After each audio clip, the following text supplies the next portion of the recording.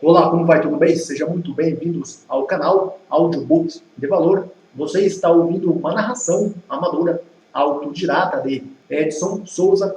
E o propósito do canal aqui é compartilhar conteúdos relevantes no formato de audiobook. O tema que nós estaremos abordando no canal é sobre empreendedorismo, marketing digital e desenvolvimento pessoal. Eu estarei fazendo uma releitura dos livros que eu já tenho lido e que me ajudaram a ingressar no marketing digital. Então vamos dar continuidade nas nossas leituras, e o livro que nós estaremos abordando é QI Estratégico, do autor John Wells. Capítulo 3. O que é estratégia? O objetivo de qualquer negócio é alcançar alto desempenho sustentável. Para isso, o empreendimento deve desenvolver uma boa estratégia competitiva. A estratégia é composta por um conjunto de escolhas a respeito de que modo competir e é representada no modelo de estratégia de negócios de uma empresa. Neste capítulo, identificamos os princípios que regem os modelos de estratégia de negócio. No capítulo 4, inteligência estratégica moderada. Descrevemos de que modo desenvolver um modelo. Âmbito externo. Algumas oportunidades de negócio são intrinsecamente mais atraentes que outras. Por isso, a primeira escolha estratégica da empresa se refere ao campo de batalha, no qual ela deseja lutar. O potencial de lucro de uma companhia é formado pela diferença à disposição dos clientes em pagar e os custos da empresa em fornecer. Organizações que criam grande valor para seus clientes têm mais potencial. Portanto, uma boa estratégia se inicia pela profunda compreensão das necessidades dos clientes e da disposição deles em pagar para satisfazê-las. Os custos de fornecimento também são importantes. Compreender os princípios básicos da economia que satisfazem as necessidades dos clientes e o que pode acarretar a expansão desses custos ao longo do tempo é essencial para se avaliar o potencial de lucro. Se a disponibilidade para pagar não superar os custos, então o negócio estará em apuros. Como descobriram muitos dos que apostaram no segmento.com, o preço máximo possível a ser cobrado em um negócio é o valor total que seu produto representa para os clientes. Porém, estes raramente precisam pagar esse preço. O preço real é orientado pelo nível de concorrência do segmento. Quando existe pouca competitividade, o preço se aproxima de seu máximo. Se ela está alta, o preço cai, até mesmo abaixo do custo de fornecimento. Os negócios têm diferentes níveis de concorrência e é isso que os torna mais ou menos rentáveis. O nível de competitividade é muitas vezes diferente em cada segmento de negócio. Compreender esse nível ajuda as empresas a se posicionarem para alcançar lucros superiores à média. Avaliar o nível de concorrência, o fator mais óbvio a enfocar se refere aos rivais competindo pela atenção dos clientes. Quanto maior o número de concorrentes, mais abrangente eles lutam. Quanto menos diferença existe entre os produtos, serviços, mais intensa é rivalidade. No entanto, em seu livro seminal, Estratégia Competitiva, o professor Michel Porter, da Harvard Business School, adotou uma visão mais ampla da concorrência e identificou 4 outras grandes fontes de competição por lucros em sua análise da estrutura dos setores industriais. Como muitos fornecedores da Walmart já descobriram, clientes poderosos são capazes de extrair a maior parte do lucro de um empreendimento. Fornecedores poderosos conseguem fazer o mesmo, como a Intel e a Microsoft têm feito na fabricação de PCs. Para que os níveis de rentabilidade levaram a IBM a vender seu setor de PCs e a HP a anunciar sua saída desse mercado, retomada mais tarde. Porém, mesmo que haja poucos rivais e fornecedores e que os clientes sejam mais fracos, os lucros não irão durar por muito tempo se existir facilidade para a entrada de novas empresas no segmento. Para conseguir uma boa rentabilidade no longo prazo, as barreiras à entrada de novos competidores devem ser altas. E, por último, mas não menos importante, os produtos substitutos fixam o limite máximo do preço pago pelo cliente e, portanto, os lucros que uma empresa poderá alcançar. Na figura 3.1, fontes de concorrência por lucros, ameaça de novos concorrentes, poder de barganha dos compradores, ameaça de produtos ou serviços substitutos, poder de barganha dos fornecedores, rivalidade entre concorrentes no mercado. Fonte Michel Porter, 2004, página 5, vantagem competitiva. A avaliação cuidadosa do modelo das 5 forças de Porter indica o nível de lucratividade que uma empresa comum poderá esperar de uma oportunidade de negócio.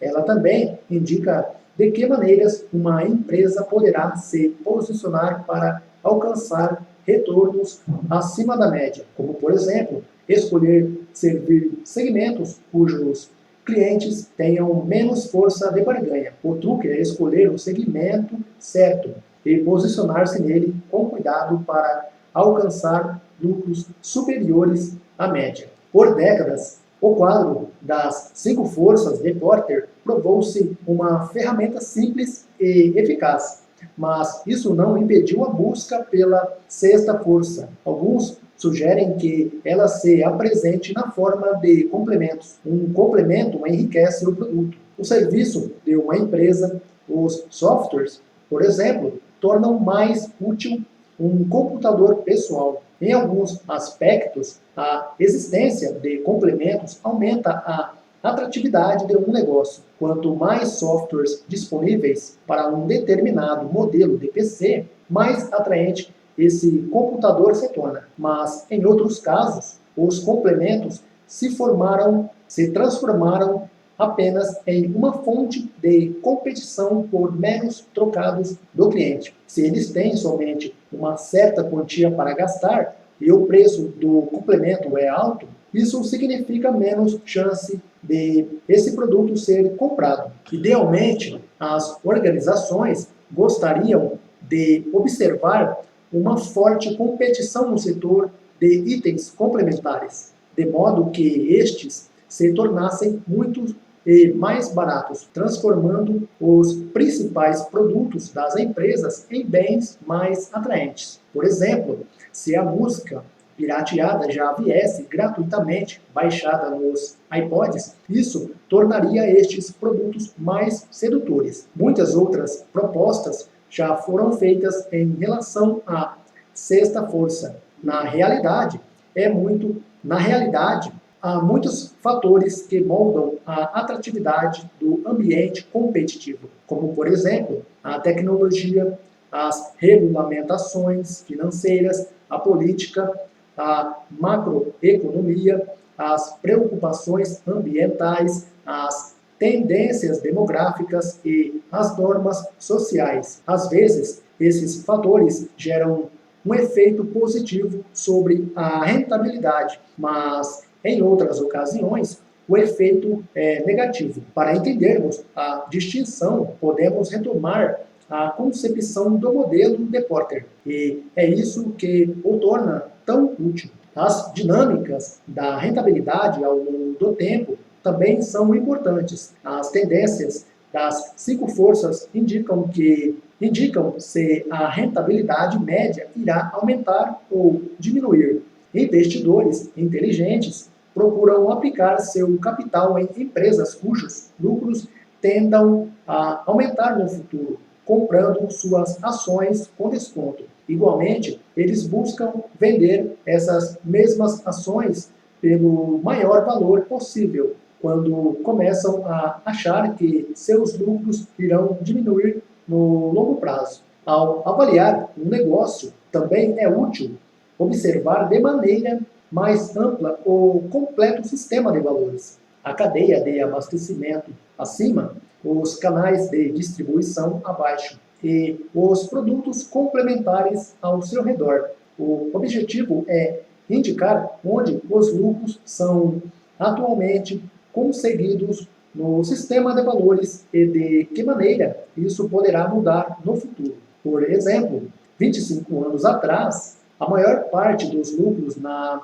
indústria fonográfica ficava para as grandes gravadoras. Há 10 anos, uma fatia crescente dos lucros estava sendo redirecionada aos grandes varejistas. Hoje, a distribuição digital está destruindo os varejistas e colocando ainda mais pressão sobre as gravadoras. Os serviços de download digital estão caminhando bem, mas, como já observado, a disponibilidade da música pirata a custo zero está tornando mais atraentes os tocadores de música digital complementares, como o iPod. Por fim, ao contrário de apenas ajudar as organizações a reagirem, o esquema das 5 forças do modelo de Porter poderá auxiliar as empresas a identificar como elas serão capazes de moldar o ambiente competitivo a seu favor. Isso inclui a redução da concorrência direta por meio da consolidação ou da maior diferenciação de seu produto, o incentivo à conquista de novos clientes ou fornecedores de modo a reduzir o poder de negociação deles e a construção de barreiras à entrada de novos concorrentes ou o aumento dos custos para mudança de fornecedor no sentido de proteger a empresa de seus substitutos. Vantagem competitiva. Seja qual for o mercado escolhido pela organização, ela certamente não será a única a decidir-se por ele. Será necessário encarar a concorrência, por isso a empresa deve desenvolver uma vantagem para alcançar lucros mais altos no longo prazo. Uma maneira de fazer isso é buscar um preço mais vantajoso por oferecer maior valor aos clientes. Enquanto o preço do produto ou serviço for superior a qualquer custos adicionais envolvidos, a empresa conseguirá lucros mais elevados. Esta é uma vantagem por diferenciação. Diferenciação não significa apenas ser diferente ou único, mas ser melhor.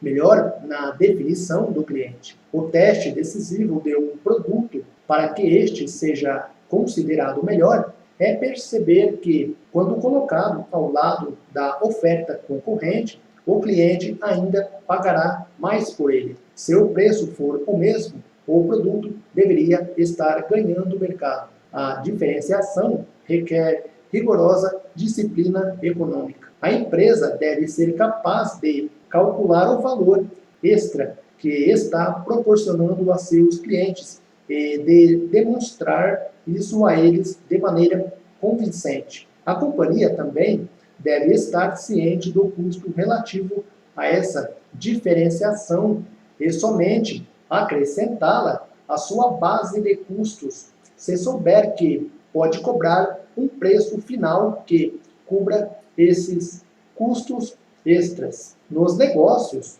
diferenciação significa a busca pela cobrança de preços especiais. Porém, as empresas também podem procurar construir uma vantagem em seus custos diretamente sobre os concorrentes. Em geral, isso significa oferecer preços mais baixos para compensar produtos menos valiosos. Todavia, desde que o desconto oferecido por elas seja menor que sua vantagem de custo, elas continuarão ganhando. Buscar ambas as vantagens ao mesmo tempo, de diferenciação e de custo, é muito difícil. É aí que a firma depara a segunda principal escolha estratégica que deverá fazer. Como a organização espera vencer no segmento que escolheu, que vantagem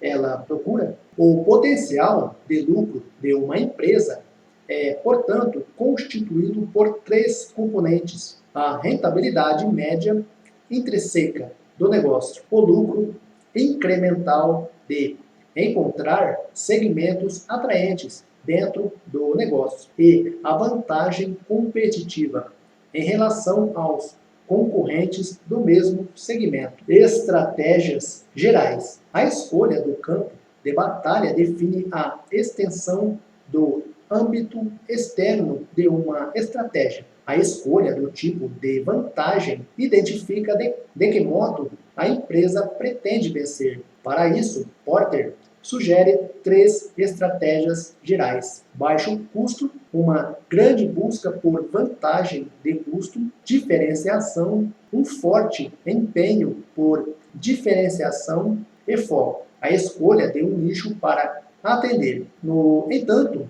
a simples seleção de um nicho não garante que uma empresa irá sobressair nele. Ela deve proporcionar ao segmento que deseja servir uma vantagem superior à de seus concorrentes. Isso muitas vezes se torna um desafio. Os competidores são grandes jogadores que desfrutam de economia e posicionamento de ampla escala. A estratégia de foco somente é possível quando os grandes concorrentes enfrentam dilemas difíceis, que fazem com que alguns nichos de mercado lhe pareçam poucos atraentes, enquanto os competidores de pequeno porte encontram dificuldades para entrar no setor. Na figura 3.2, estratégias gerais de Porter: vantagem competitiva, diferenciação e baixo custo. Diferenciação, liderança de custo, foco em diferenciação, foco em custos. Âmbito competitivo, objetivo menor, objetivo maior. Além da vantagem estática, rapidez e inteligência. A diferenciação e o baixo custo são vantagens relativamente estáticas. Sempre existe a possibilidade de os concorrentes replicarem tais vantagens e alcançarem a firma mais bem-sucedida ou até superá-la. O valor econômico da vantagem corresponde ao tempo total em que ela irá perdurar. Se uma organização é mais rápida na implementação de seus movimentos estratégicos que seus concorrentes, ela desfrutará por mais tempo da lucratividade mais elevada fornecida pela nova estratégia. A rapidez das mudanças estratégicas também configura uma métrica de vantagem. Entretanto, é importante ser rápido de maneiras inteligentes. Movimentos estratégicos que proporcionem grande diferença em termos de competitividade são, obviamente, mais atraentes. Contudo, seu valor ainda depende de quanto tempo essa vantagem irá durar. Portanto, é preciso escolher passos que sejam difíceis de ser copiados pelos concorrentes. Isso poderá acontecer pelo fato de eles não notarem o que foi feito por algum tempo, por estarem relutantes em copiar seus passos, ou até mesmo por simplesmente não serem capazes de fazê-lo. A frequência das inovações estratégicas também garantem vantagem. Empresas que identificam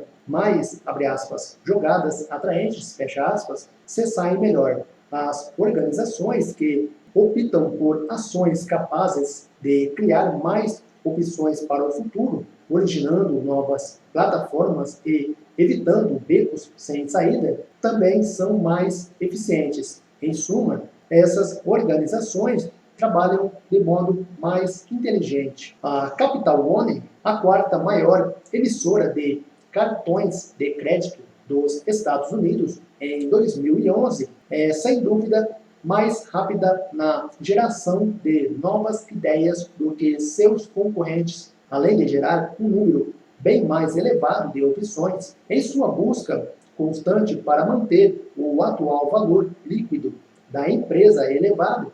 A empresa realiza anualmente mais de 50 mil testes de novos produtos e ou segmentos de mercado. No processo, a organização construiu um valioso banco de dados, uma média de 100 páginas simples, com todos os dados dos adultos dos Estados Unidos, que facilita a procura por novas oportunidades comerciais. Porém, a diferenciação e o baixo custo não são suficientes em um mundo em rápida transformação. As empresas devem ser ágeis e inteligentes o suficiente para competir em um jogo ainda mais rápido e mais inteligente. Figura 3.3. As 4 fontes de vantagem competitiva. Custo mais baixo, mais inteligente. Melhor, mais baixo. Posicionamento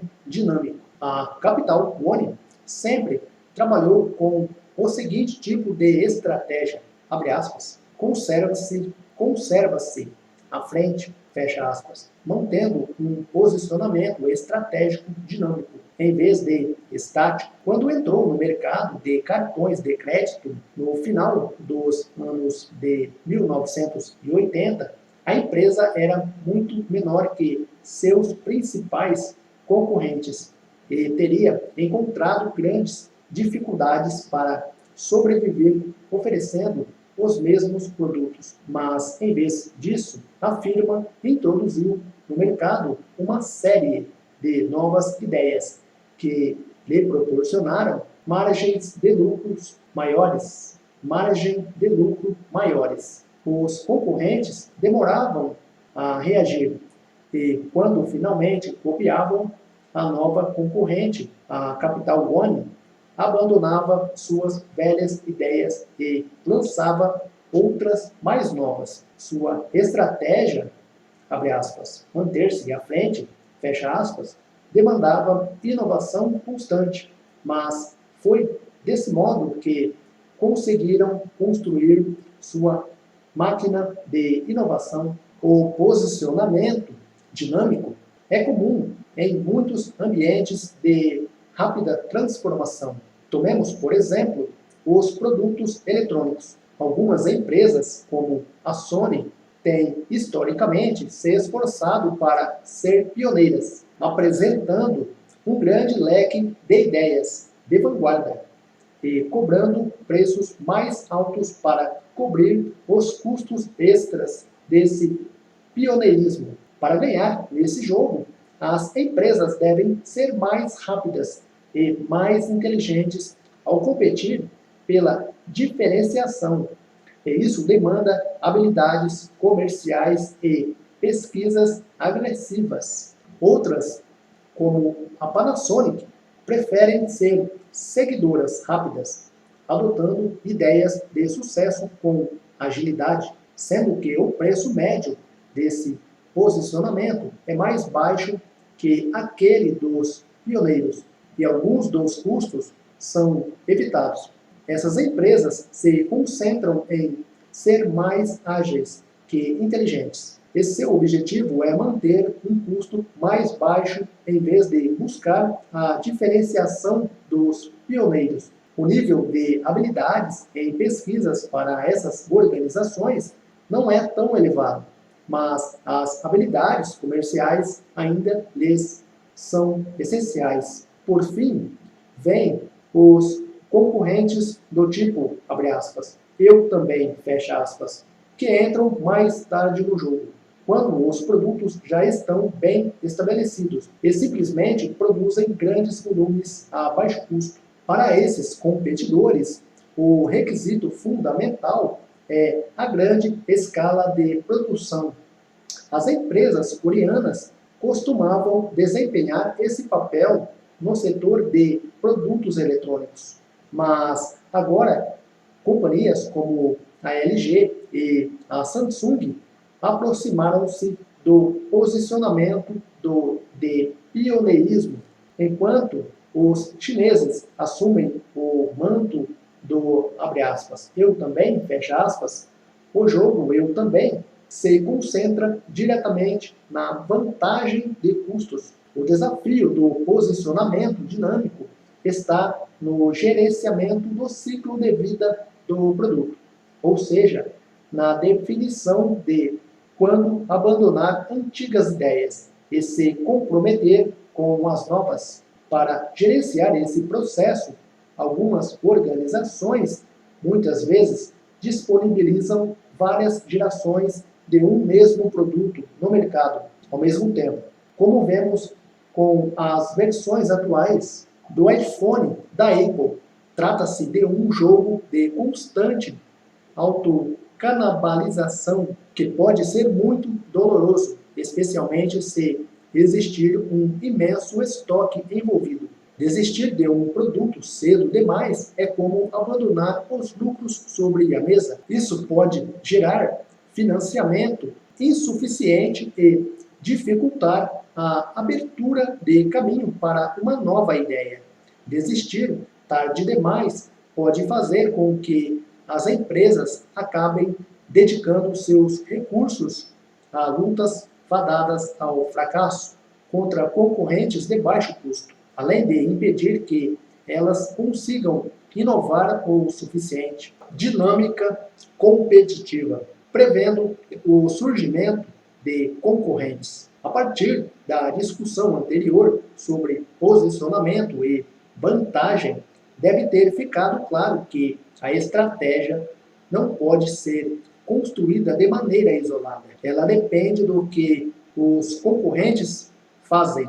As empresas adaptam suas estratégias continuamente, como os concorrentes agiram no passado. O que isso nos diz a respeito de como eles poderão agir no futuro? Como possivelmente irão reagir a qualquer movimento que façamos? Quando uma empresa faz qualquer movimento estratégico importante, seu objetivo é melhorar sua vantagem sobre a concorrência. Não faz sentido tomar medidas que os concorrentes possam copiar rapidamente e de modo ainda mais eficaz.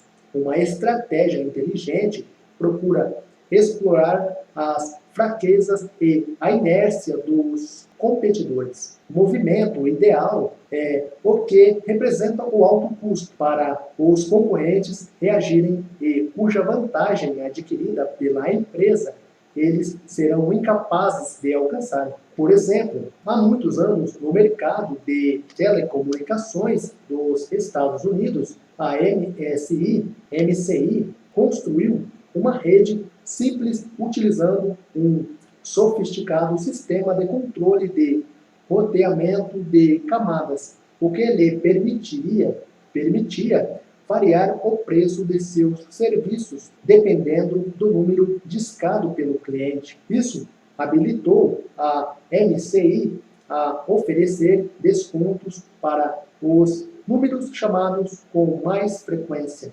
como os de amigos e da família. O serviço se tornou muito popular, mas a AT&T, líder do mercado, foi lenta em reagir porque dispunha de uma rede muito mais complicada, baseada em tecnologia antiga, que não permitia variações de preços. Para equiparar-se tecnologicamente, a MCI, a AT&T, teria de fazer um investimento enorme. Em vez disso, a companhia adiou esse upgrade até que a MCI conseguisse uma fatia de mercado de 25%. Uma situação ainda mais estrategicamente desejável para a empresa ocorre quando os concorrentes conseguem copiá-lo rápido, mas tal alteração os coloca em desvantagem. Problemas surgem apenas quando os concorrentes alcançam melhor qualidade ou menor custo como resultado da cópia. Vale a pena fazer um movimento contra outros competidores, desde que eles sejam lentos em responder. Contudo, a organização deve buscar outras ideias quando for copiada por concorrentes mais poderosos que ela, utilizando uma estratégia, abre aspas, manter-se à frente, fecha aspas, como ilustrado pela Capital One. Enquanto os concorrentes estão começando a agir, a empresa ainda fica livre para desfrutar os lucros extras proporcionados por sua vantagem até que os retardatários a alcancem. A inovação mais perigosa é aquela em que a concorrência pode copiar de maneira rápida e fácil e queira aumentar a vantagem competitiva dela. Essa ação mina a posição estratégica de uma organização e ameaça a sua sobrevivência, portanto, deve ser evitada. Desse modo, percebemos que nem toda inovação é boa. As empresas não devem se concentrar na inovação por si só, mas na inovação concentrada na vantagem. A discussão anterior enfoca as ações e reações de concorrentes diretos, mas se aplica a todos os que venham a competir por lucros. Por exemplo, como os clientes reagiram se uma empresa integrasse uma nova ideia ao seu portfólio e começasse a competir com sua própria base de clientes? Será que os clientes continuariam a comprar dessa companhia ou mudariam para uma concorrente? As empresas devem sempre considerar de que modo suas ações podem afetar o meio competitivo, efeito de rede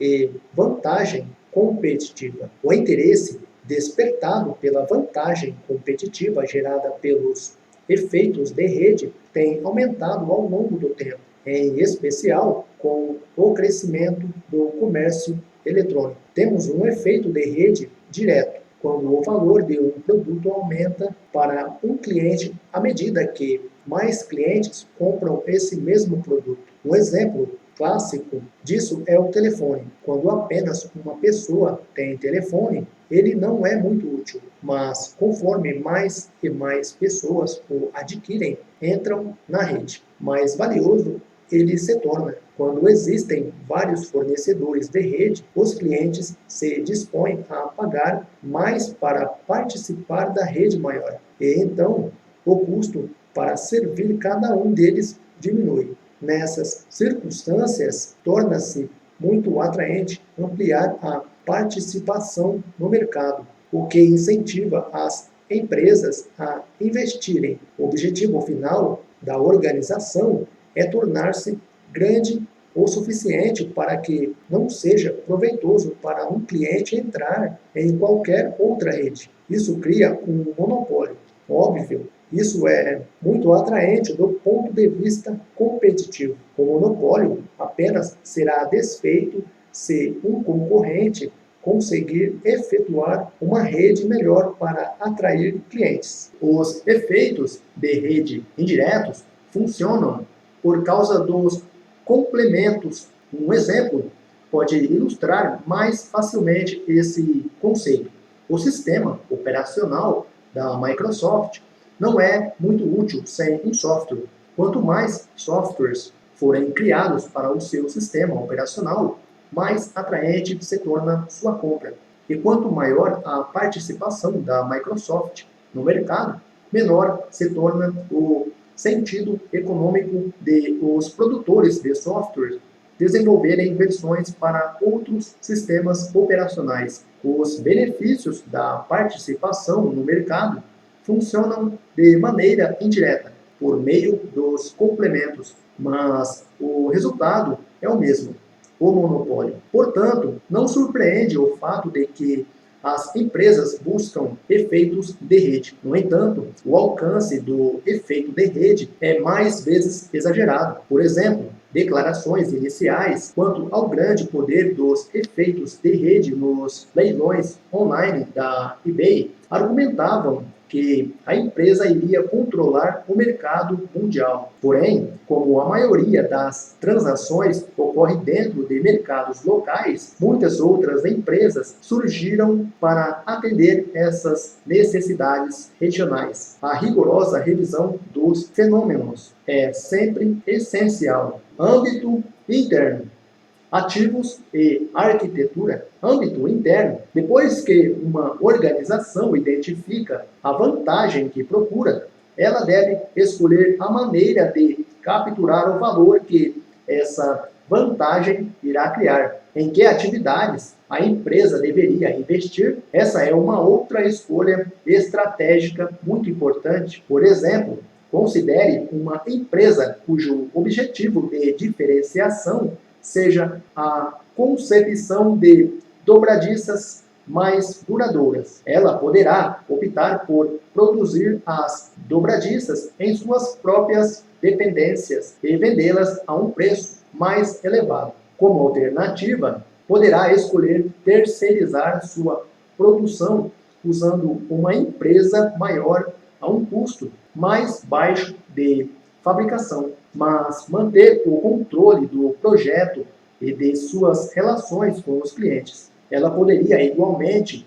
decidir ampliar sua esfera de ação e emitir um contrato de manutenção para as dobradiças, de modo a angariar mais lucro para a empresa. A companhia também poderia restringir o escopo de suas atividades internas, licenciando sua tecnologia a outros fabricantes de dobradiças e concentrando todos os seus esforços em projetos. Existem muitas alternativas para se capturar o valor agregado com diferentes perfis de investimento e diferentes níveis de controle estratégico. O mesmo vale para empresas que buscam vantagem de custo. Elas podem evitar investir em atividades em que há abundância de fornecedores de baixo custo e muita competição, preferindo terceirizar tais produtos ou serviços no mercado. A empresa também pode realizar joint ventures para certas atividades com companhias que disponham de vantagem naquela determinada área, buscando firmar relacionamentos exclusivos para deter seus concorrentes. Todavia, as atividades que representam determinantes fundamentais de posição relativa de custos têm prioridade de investimento. Mais uma vez, são muitas as opções de configuração de atividades. O objetivo é escolher aquela que maximize a vantagem e forneça uma posição sustentável à organização. Ativos. O objetivo de uma organização, ao optar por investir em uma atividade, é a criação de um patrimônio.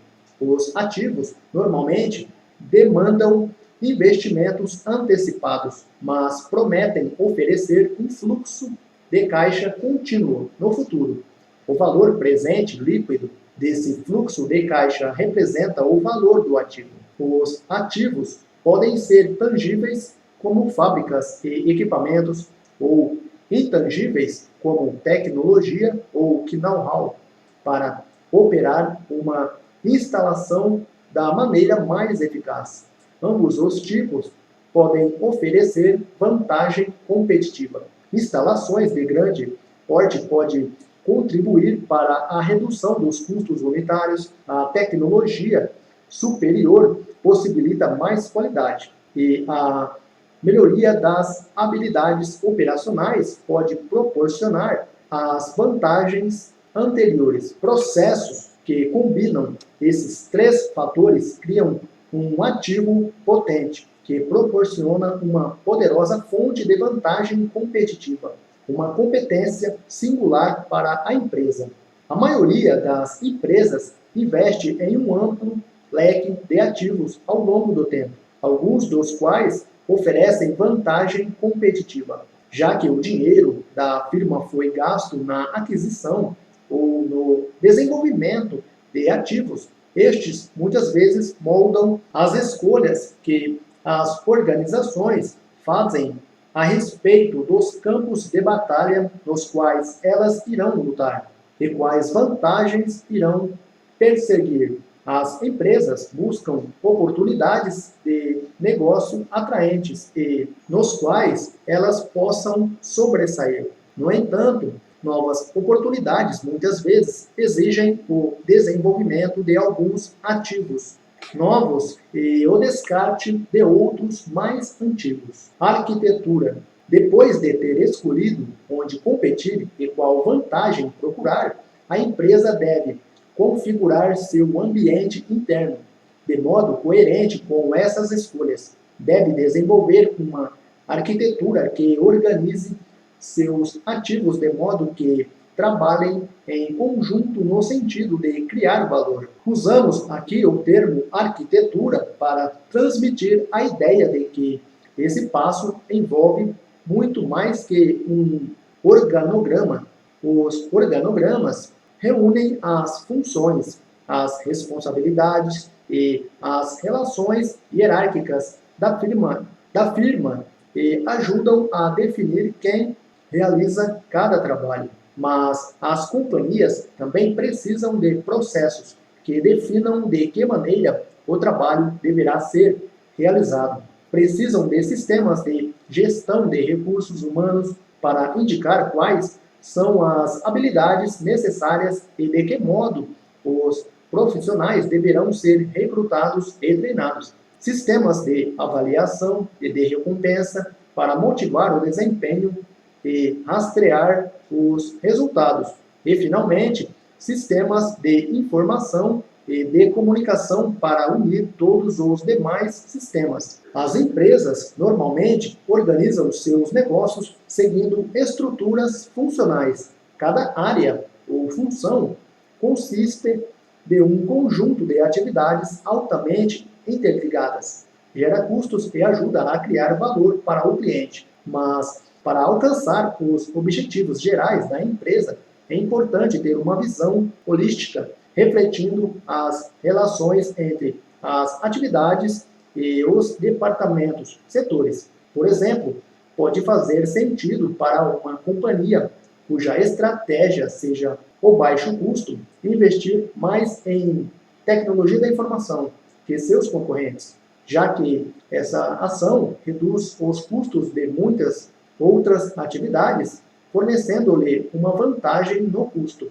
total. Desse modo, cada área precisa definir uma estratégia funcional consistente com a estratégia global da organização. Os departamentos não podem ser otimizados localmente em seus feudos funcionais. Eles fazem parte de um sistema complexo que trabalha em conjunto para vencer no mercado. A lógica do sistema. O desenvolvimento de uma estratégia requer um conjunto de escolhas bem definidas. É possível encontrar a lógica da estratégia por meio do mapeamento de seus efeitos esperados em um diagrama de sistema. Como as escolhas são interrelacionadas, os ciclos de causa e efeito ajudam a ilustrar o impacto de cada escolha sobre a empresa como um todo. O diagrama também ajuda a identificar os ciclos de feedback positivo, abre aspas, circuitos virtuosos, fecha aspas, que geram mais vantagem para a empresa. Em contrapartida, as organizações devem evitar ciclos de feedbacks negativos ou, abre aspas, ciclos viciosos, fecha aspas. Por exemplo, a diminuição na qualidade para melhorar os lucros pode gerar benefícios de curto prazo, mas se essa ação reduzir o volume e elevar o custo unitário, então esse benefício terá curta duração. O mapeamento de um diagrama de um sistema pode ser mais bem ilustrado com um exemplo. A figura 3.9 mostra 4 ações importantes realizadas pela Walmart e os efeitos delas. Como se demonstra na figura 3.9, as escolhas se reforçam mutuamente e criam círculos virtuosos. Primeiro, ofereça preços mais baixos aos clientes, porque isso irá aumentar o volume e permitir que a empresa atinja margens brutas reduzidas e ainda cubra seus custos. Essa ação também irá gerar mais poder de compra. Segundo, reassegure aos clientes que a empresa oferece preços baixos todos os dias. Abre colchetes. EDLP, fecha colchetes, de modo que um carrinho de supermercado cheio de mercadorias lhes ofereça custo mais baixo que comprar em lojas que promovem itens específicos a preços muito baixos. Abre colchetes, chamarizes, fecha colchetes. O LDLP reduz os custos de serviço na loja porque gera menos trabalho na criação de promoções e nas variações de preços.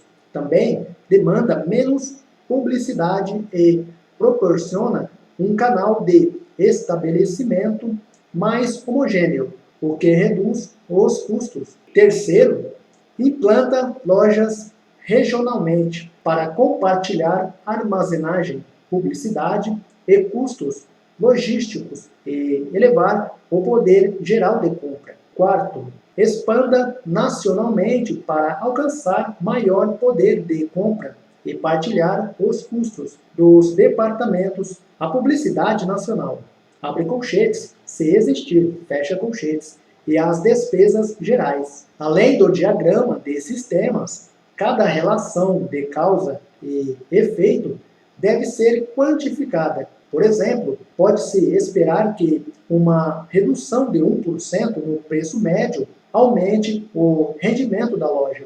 Mas, enquanto, qual é o impacto sobre as vendas por metro quadrado e as vendas por empregado? E como isso afeta a rentabilidade da loja em geral? A razão para essa quantificação é que, então, o modelo poderá ser rigorosamente testado. Os efeitos esperados a partir das escolhas são apenas hipóteses. Quando o modelo é executado, é importante verificar se essas hipóteses se mantêm verdadeiras.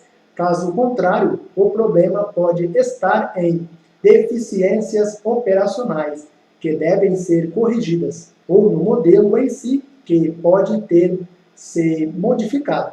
A quantificação da lógica ajuda a identificar algumas das métricas que as empresas devem acompanhar em seu marcador de desempenho estratégico. Os diagramas de sistemas também mostram o papel de cada função e atividade na condução do desempenho global. Sem essa compreensão, os chefes e gerentes de departamentos podem facilmente deslizar para a otimização local, em vez de aprimorar todo o sistema, realizando o que significa uma melhor prática para a sua área, em lugar do que beneficiaria a empresa como um todo. Por exemplo, uma companhia posicionada como seguidora rápida não deve dedicar os mesmos recursos para pesquisa e desenvolvimento e marketing que uma organização líder,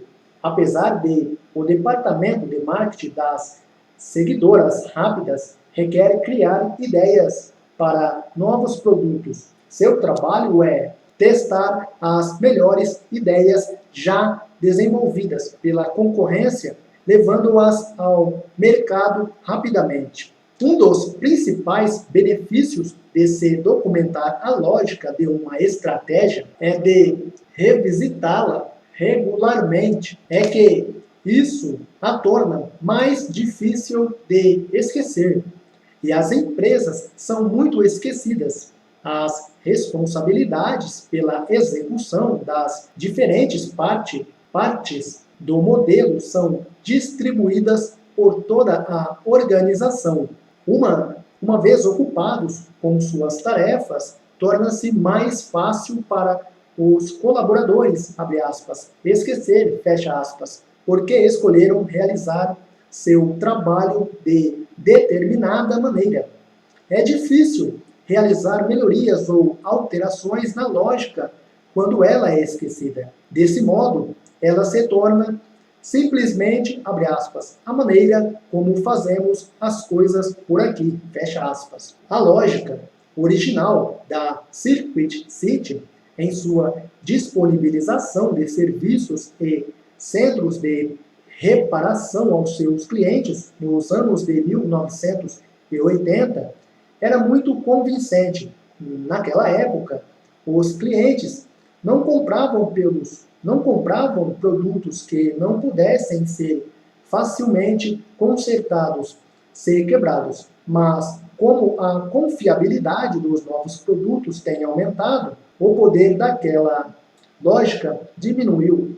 Marcador de desempenho estratégico. As métricas estratégicas mensuram quão bom está o desempenho de uma empresa em relação à sua concorrência. Sem essa ferramenta, as organizações não conseguem medir a própria performance ou se preparar para responder aos movimentos de seus concorrentes. O marcador de desempenho estratégico, também comumente referenciado por seu termo em inglês scorecard estratégico, mensura a vantagem competitiva alcançada pela empresa e os seus propulsores dessa vantagem. O marcador compara esses dados às metas da empresa e às etapas por ela pré-estabelecidas. A importância da posição do custo relativo e do valor relativo do cliente. Independentemente da vantagem escolhida pela organização, baixo custo ou diferenciação, a fim de calcular a dimensão dessa vantagem, a empresa precisa conhecer sua posição de custo relativo. Mas é difícil extrair essa informação a partir de contas publicadas. A organização deve observar o custo de cada uma de suas atividades e construir um modelo sobre o comportamento de cada um desses custos, abre colchetes. Por exemplo, o impacto da escala de operações, o tipo de tecnologia, a localização da fábrica, etc. Fecha colchetes. A partir da compreensão do comportamento dos custos da empresa, deve então perguntar-se, abre aspas, quais seriam nossos custos se nós operássemos exatamente do mesmo jeito que nossos concorrentes, fecha aspas. Desse modo, é possível acessar uma estimativa razoável da posição do custo relativo e identificar de que maneira a empresa deve ajustar cada uma de suas atividades a fim de construir uma vantagem de custo. Seja qual for a vantagem perseguida, a empresa também deve estar apta a estimar que valor os clientes atribuem a seus produtos em comparação às ofertas concorrentes. Isso ajuda a determinar os preços mais elevados, em que a firma pode apostar ou os descontos que ela deve oferecer. Para isso, as empresas devem conhecer profundamente as necessidades de seus clientes. Por exemplo, clientes que compram rolamentos de esferas estão dispostos a pagar mais que o dobro do preço por rolamentos que durem o dobro. Assim, além de poderem comprar metade da quantidade de peças que normalmente precisariam adquirir, também economizariam nos custos de manutenção. O custo de vida útil total é o que importa para os clientes. Em mercados industriais, uma profunda compreensão da economia do cliente fornece insights sobre quais preços especiais o mercado irá suportar. Nos mercados de consumo, isso é mais difícil, mas existem técnicas estatísticas para estimar o valor atribuído às diferentes características de um produto. Elas ajudam a moldar as estratégias de preços que refletem o caminho estratégico escolhido pela empresa. Lucro de curto prazo versus o valor presente líquido, abre colchetes, VPL, fecha colchetes. Muitas organizações constroem suas métricas com base na rentabilidade, mas os lucros de curto prazo não representam um bom indicador de saúde estratégica no longo prazo. As métricas estratégicas devem estar ligadas ao desempenho de longo prazo. A meta é elevar o valor presente líquido da empresa, abre colchetes, VPL, fecha colchetes. Quando todos na empresa se concentram na progressão do VPL, tornam-se mais propensos a ajustar a estratégia às mudanças do ambiente competitivo. A Capital One, por exemplo, premia os funcionários que buscam clientes de alto VPL, uma vez que o VPL de uma empresa é igual à soma dos VPLs de cada um de seus clientes atuais e futuros. A política da Capital One estimula seus funcionários a sempre procurar a direção estratégica mais atraente. Isso permitiu que a empresa realizasse uma rápida transição para diferentes segmentos de clientes ao longo do ciclo econômico, oferecendo os melhores rendimentos do setor, enquanto alguns de seus concorrentes menos ágeis fracassaram, mensurando os propulsores de vantagem. A mensuração dos propulsores de vantagem ajuda os gestores das atividades diárias a executar bem a estratégia. Por exemplo, uma empresa que queria cobrar um preço especial de seus clientes pode ter de oferecer uma combinação de melhor qualidade do produto, maior velocidade de entrega e maior investimento publicitário. Essas características normalmente são controladas por diferentes gestores na empresa e cada uma demanda uma métrica que mostra de que modo elas estão contribuindo para a vantagem. Lembre-se, métricas significativas motivam. Muitas empresas acompanham as métricas que estimulam a posição do custo relativo e o preço de realização. Os varejistas usam os giros de estoque, as vendas por metro quadrado, a contribuição por metro quadrado e as vendas por empregado. As companhias aéreas acompanham a utilização das aeronaves, o fator de carga e a receita consolidada de passageiros por milha voada.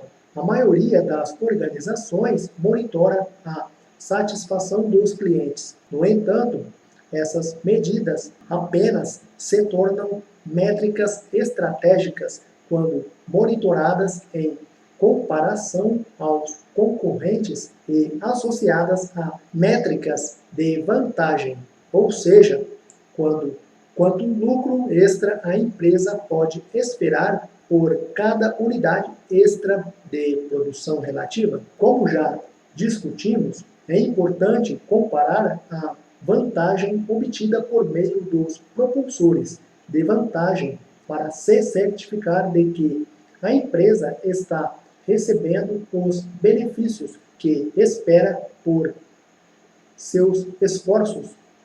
Em caso negativo, a lógica do modelo pode estar errada, ou a empresa pode estar trabalhando de maneira ineficaz. Frequentemente, A participação no mercado também é usada como métrica de competitividade. Certamente, esse fator gera vantagem para os produtos de grande consumo. Os líderes de mercado, em geral, se beneficiam com a cobrança de um preço mais elevado pela qualidade e a garantia que essas marcas oferecem, e volumes maiores geram custos mais baixos. Contudo, mais uma vez, o importante não é a participação no mercado, mas a participação relativa no mercado, uma vez que esta determina o tamanho da vantagem que uma empresa tem sobre as outras. Afinal,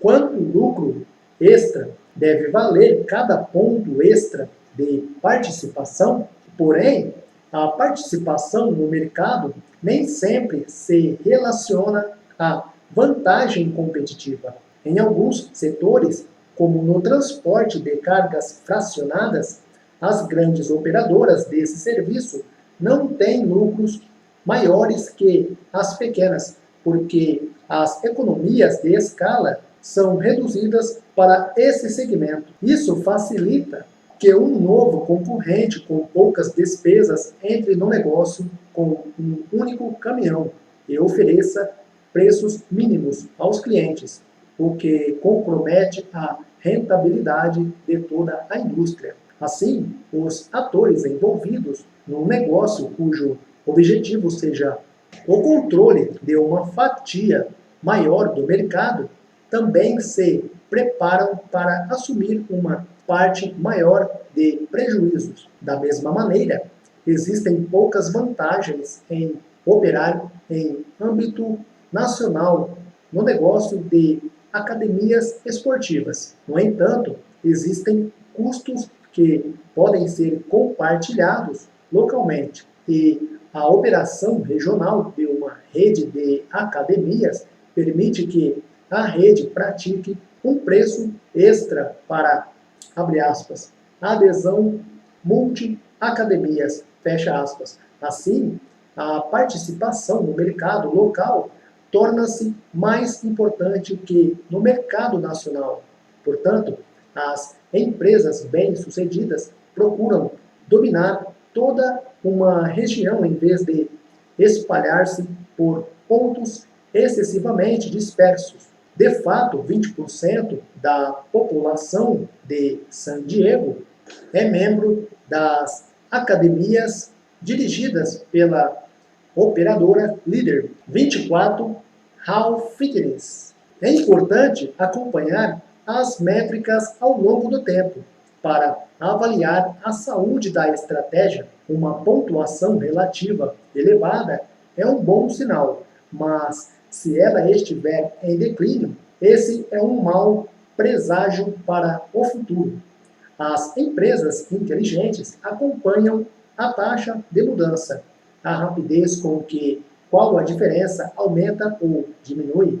Parte do fracasso da Kmart se deu por sua falha em acompanhar os benchmarks, referências competitivos ou até mesmo em mensurar sua própria produtividade de maneira eficaz. Sua concentração inicial foi no estímulo às vendas e apenas no início dos anos de 1980, seu foco mudou para vendas por metro quadrado. Foi ainda mais tarde, em meados dos anos de 1990, que a organização começou a olhar mais seriamente para as medidas relativas.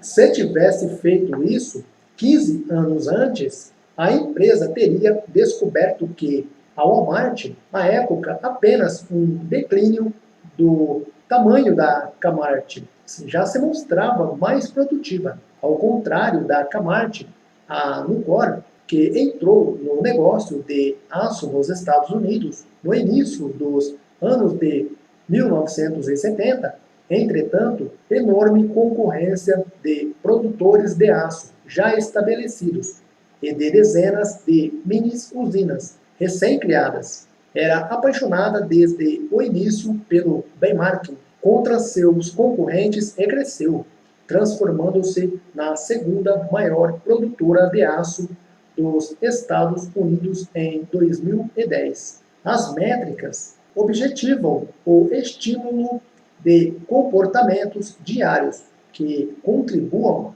para a vantagem competitiva de longo prazo. Quando uma companhia recebe informações com pouca frequência ou prefere analisá-las somente durante seus ciclos de planejamento anual, ela pode ficar para trás em um ambiente de negócios em rápida mutação. Firmas bem-sucedidas identificam métricas de curto prazo que impulsionam sucesso de longo prazo e as acompanham de modo regular. A 24 Hours Fitness mensura sua retenção de clientes todo mês, métricas-chave para o sucesso de longo prazo de uma academia. Os funcionários das lojas Best Buy se reúnem todos os dias para discutir quanto valor econômico agregado eles criaram no dia anterior e de que modo podem melhorar seu desempenho. Eles se concentram em métricas simples que podem adotar, como a porcentagem de clientes que de fato realizou uma compra, o número de itens que esses clientes compraram e quantos deles ficaram satisfeitos com o atendimento. Mas todas essas métricas se correlacionam com o valor de longo prazo. Premissas fundamentais. As premissas fundamentais representam fatores impeditivos em um modelo estratégico. Se uma premissa estiver errada, a estratégia deve mudar.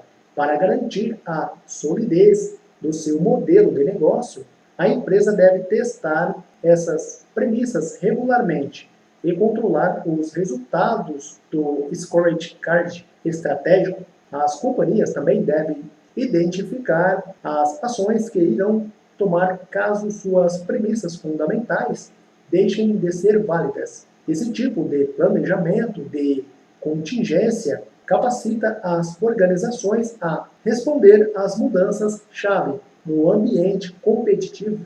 A descrição da lógica de uma estratégia facilita a identificação das premissas fundamentais que estimulam as escolhas. Tomemos a Zara como exemplo, a maior varejista de moda do mundo, que faz parte do grupo Inditex, estabelecido na Galícia, Espanha. A Zara é conhecida por sua moda fugaz.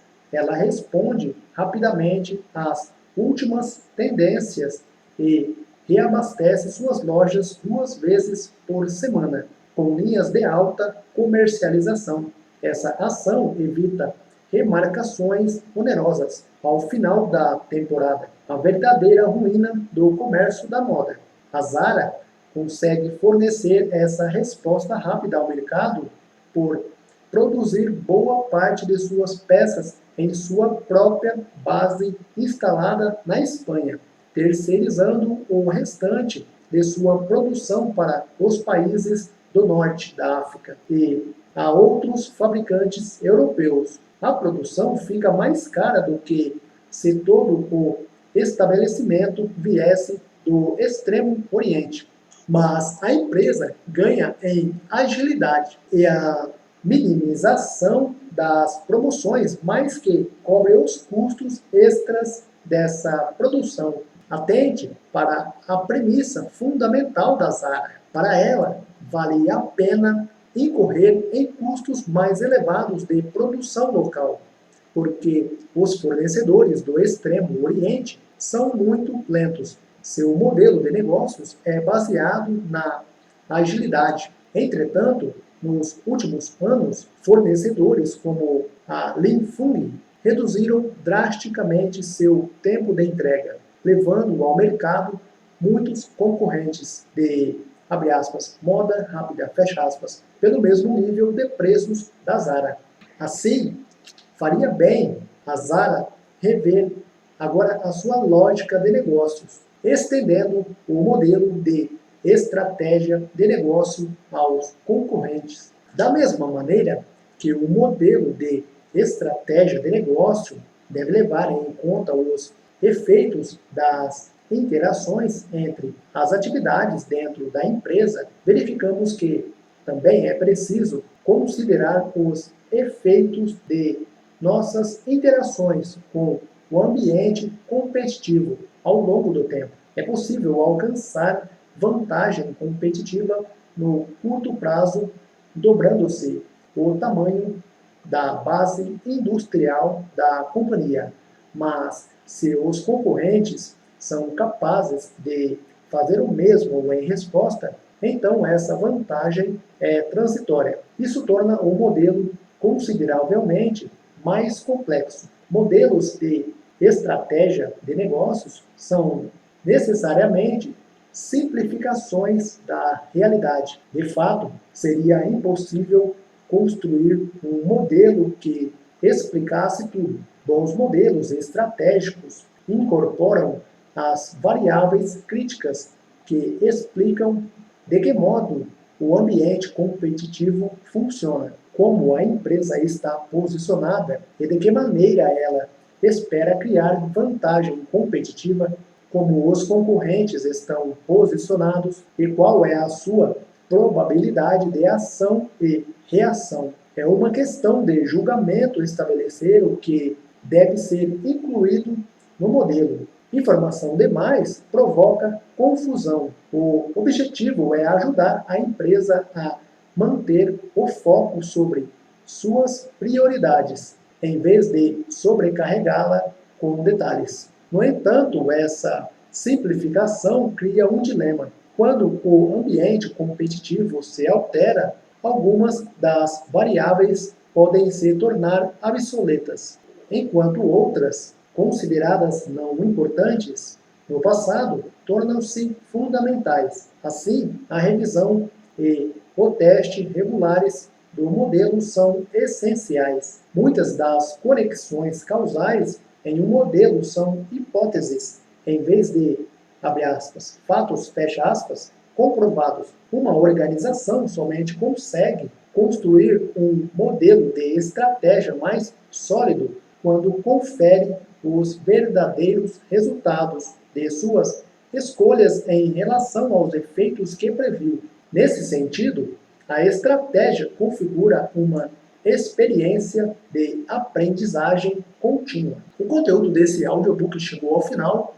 Eu espero que você tenha gostado. Deixe um likezinho para fortalecer o canal e nos veremos no próximo capítulo do audiobook QI Estratégico. Capítulo 4, Inteligência Estratégica Moderada. Então é isso. Eu espero que você tenha gostado do conteúdo do audiobook QI Estratégico. Deixe um likezinho para fortalecer o canal e nos vemos no capítulo 4 da próxima videoaula. Um grande abraço e sucesso na sua jornada empreendedora.